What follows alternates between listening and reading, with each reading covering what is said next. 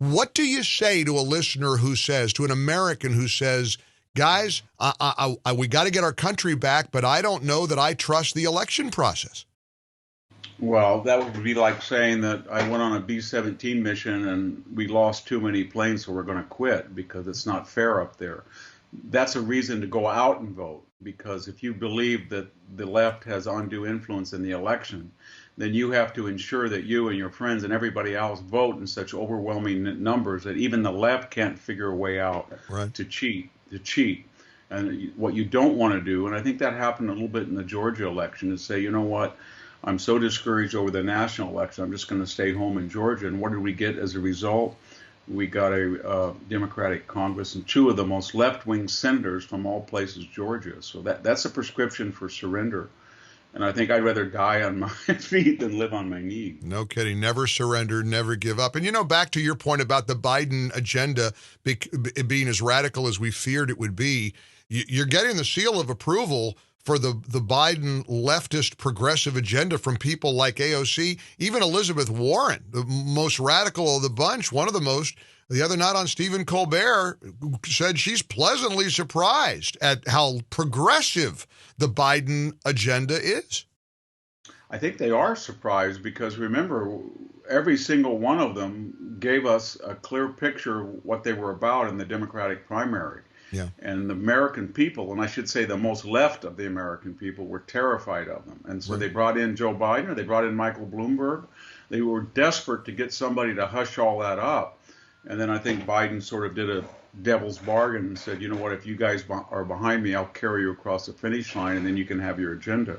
And that's what they did. But when they're overt and they're transparent about their agenda, nobody wants it. And I think that's their problem right now.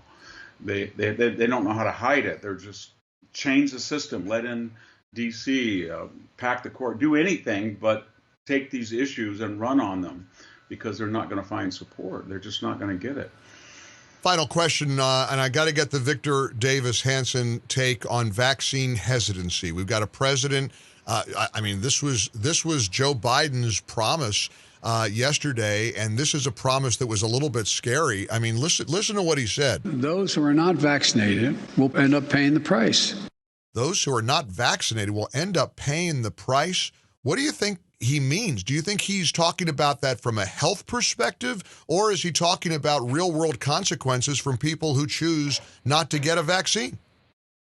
I think it's a mixture of both. I think he thinks that we're going to have protocols in place that make it very uncomfortable for people to participate in the American experience without a vaccine. But if you wanted to draft a manual and say how to discourage people from getting a vaccine in 3 easy ways, one of them would be to say you have to wear a mask no matter what.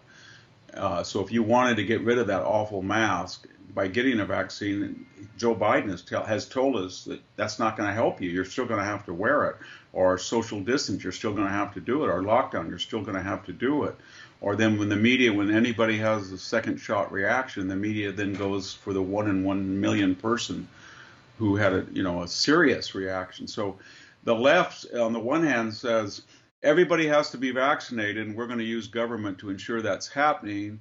But then if that were to happen, we would lose control over the lockdown and our influence over the personal lives of people. So we really don't want that either. Right. So they got this garbled message. Get vaccinated, but even if you do, we're still going to be right in your living room with you, telling you what to do. And that's not going to encourage people to get vaccinated. Interestingly, and maybe this is the canary in the coal mine, the Broadway community is struggling with how to come back here in New York with theater. And I'm a big theater geek, so I bought tickets now I'm going to see Music Man and Aladdin and Hamilton. I'm going back. And I got a notification this morning about my tickets and what they're saying as a community.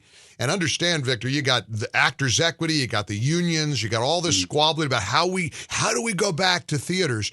What they're saying, the 3 pillars, the only thing they said about going back into Broadway theaters coming in September is they're going to make everybody get their hands sanitized when they walk through the door, except medical exemptions will be allowed for that, and you will have to be fully masked for the entire performance.